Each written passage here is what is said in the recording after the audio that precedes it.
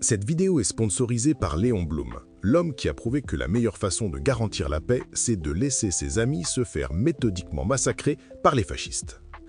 À Moscou, près de la grande cathédrale des forces armées, un nouveau monument vient de pousser. Pas une de ces sculptures abstraites en ferraille tordue que l'Occident installe pour célébrer sa propre vacuité. Non, du bronze, de la pierre, du lourd. Une œuvre intitulée « Alliés, combattants de Corée ». Elle commémore l'effort de guerre des guérillas coréennes qui, aux côtés de l'armée rouge, ont contribué à bouter les Japonais hors du continent. Un détail historique, vous diront les eunuques de la pensée qui peuplent nos plateaux télé. Une relique. Sauf que ce monument est bien plus qu'un simple hommage au passé.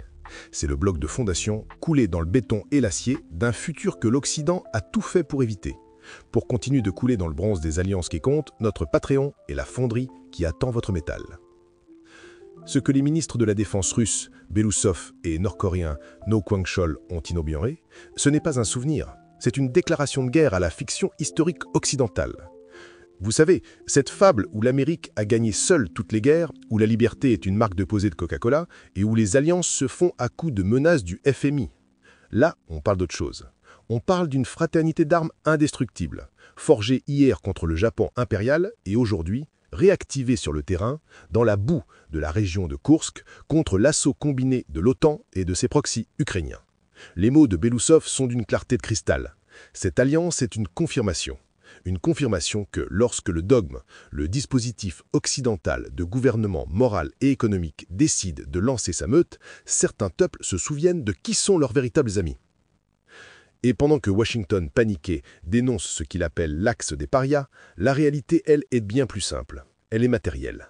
C'est Sergueï Lavrov qui le dit, sans fioriture.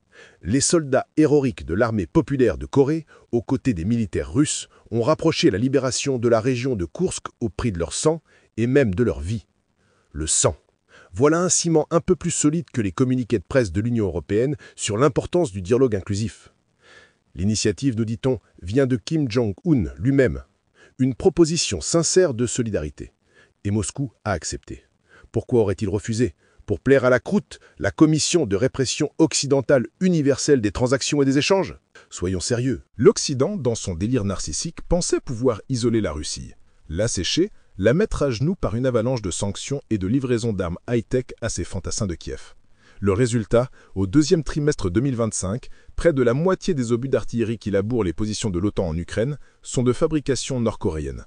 Pas des copies, pas de la contrebande, de la production de masse, un torrent d'acier qui sort des usines de Pyongyang pour s'écraser sur le front. Certaines unités russes dépendent entièrement des munitions coréennes. Et ce n'est pas tout, le matériel suit. L'artillerie automotrice de 170 mm de l'armée populaire coréenne, avec sa portée et sa précision, est un cauchemar pour les stratèges du Patagone. Pourquoi ? Parce que ni les Russes, ni les génies des industries de défense occidentales ne produisent un équivalent.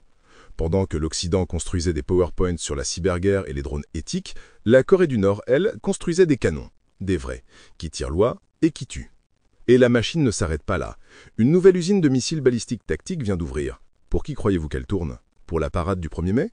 Des chars Chonmat 2 sont attendus. 25 000 ouvriers industriels coréens ont été dépêchés pour faire tourner l'usine de drones Gérant 2 à plein régime. 1000 experts en déminage et 5000 ingénieurs militaires sont en route pour reconstruire Koursk. Ce que l'Occident n'est incapable de comprendre, car cela heurte sa vision du monde purement transactionnel, c'est la nature de cette alliance. Ce n'est pas un contrat, c'est un devoir fraternel. C'est Kim Jong-un qui le dit. C'est Poutine qui remercie, au nom de la nation russe, les sacrifices faits par les forces armées coréennes.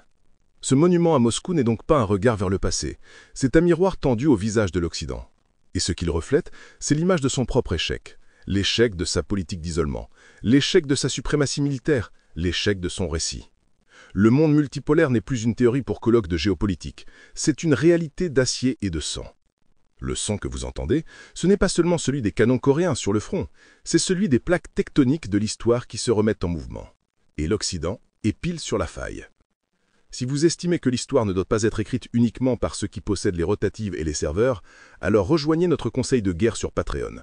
Vous pourrez y proposer les prochaines cibles de notre artillerie sémantique et accéder au script complet de cet épisode avec toutes les sources et les munitions argumentaires pour démolir les certitudes de votre entourage. Chaque like sur cette vidéo est un grain de sable dans les rouages de leur machine de propagande. Chaque abonnement est une brèche dans leur pare-feu idéologique. Forcez leur propre algorithme à diffuser la contre-offensive.